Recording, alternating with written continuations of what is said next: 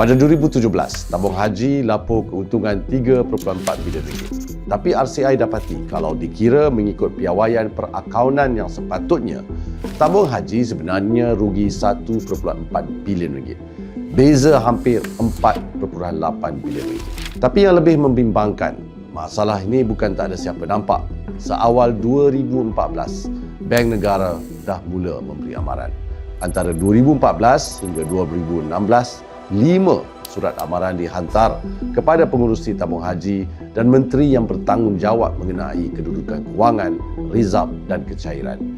Tapi hibah masih diteruskan sehingga 2017 walaupun aset tabung haji lebih rendah daripada liability. Jadi masalahnya bukan tak ada amaran. Masalahnya amaran itu tidak diambil tindakan sewajarnya.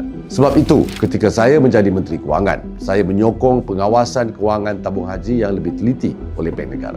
Bukan untuk Bank Negara urus haji, tapi bila melibatkan puluhan bilion ringgit simpanan pendeposit, mesti ada semak dan imbang yang cukup kuat supaya teguran tak boleh diketepikan begitu saja.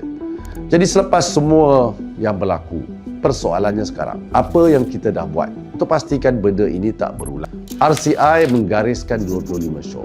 Setakat ini, 75% daripadanya sudah dilaksanakan. Ini bagus. Sekarang, baki yang belum selesai mesti diselesaikan. Dan status kesemua 25 show ini patut ditunjukkan dengan jelas kepada rakyat. Mana yang dah selesai, mana yang masih berjalan dan bila ia akan diselesai.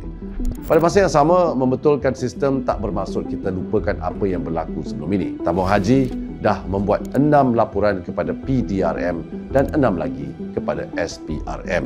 Siasatan juga sedang berjalan. Kalau ada salah laku, siasat. Kalau cukup bukti, ambil tindakan. Tak kira siapa, pengerusi boleh bertukar, menteri boleh bertukar, kerajaan pun boleh bertukar. Tapi sistem yang menjaga duit pendeposit mesti kekal kuat. Sebab ini bukan sekadar angka. Ini duit orang yang simpan RM50, RM100, sedikit demi sedikit, bertahun-tahun. Dengan satu harapan, nak sampai ke tanah suci.